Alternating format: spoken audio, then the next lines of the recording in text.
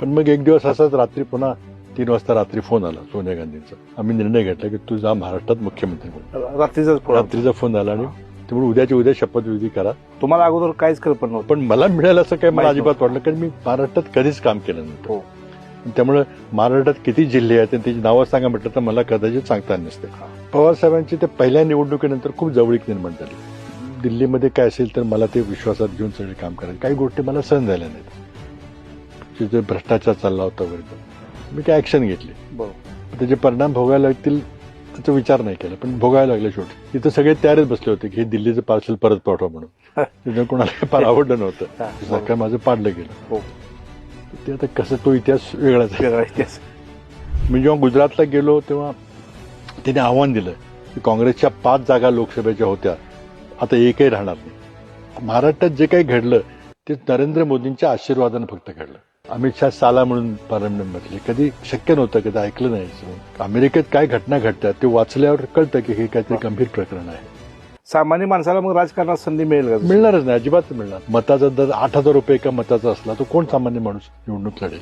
म्हणून आज महाराष्ट्राच्या कुठल्याही माणसाचा दिल्लीवर प्रभाव नाहीचं कारण हे आहे. निवडणूक तोंडावरती पुन्हा भाजपमध्ये गेले तर काय, ते म्हणलं नाही ते जाणार नाहीत. नरेंद्र मोदी काय पुन्हा आपला प्रतिस्पर्धी युती येऊ देणार नाही. आणि भाजपचे 138 खासदार होते, फरक होता 7चा. तो 7चा फरक नसता तर अटल बिहारी वाजपेयी पुन्हा 2004 साली पंतप्रधान झाले. रात्री फोन आला, उचलला पीएनी, म्हणजे दिल्लीचा फोन आहे. तो कोण बोलतोय तर म्हणे सीपी म्हणजे काँग्रेस अध्यक्षांच्याकडून फोन आहे. त्यांचा फोन आला की काकी जे है क्या, तो हा है, तर CP would like to talk to you. म्हणजे राजीव गांधी बोलणार आहेत. बोलले.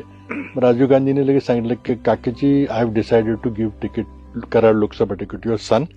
आपले जे चिरंजीव आहेत जयसिंग, ते त्यांना राजकारणात आवडत नाही किंवा ते पहिल्या दिवशीच ऊर्जा खात्याकडे गेले. अजित पवारच्याकडे मिटिंग होती, ते गेले.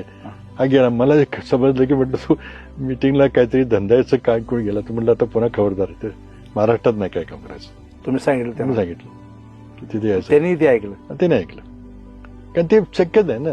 मुख्यमंत्र्यांचा मुलगा म्हटल्यावर कोण तिथे काय बघणार, ते वेगळाच बघण्याचा दृष्टिकोनच बदलतो. आणि एक मला आय एम लकी की त्यांनी कधी पदाचा गैरवापर केला नाही. वर्षावर कधी आला तर टॅक्सीतून यायचा. बरोबर. ते सगळे शिपाई अडवायचे, हे कोण आहे. कुटुंबाचं फार नुकसान होतं.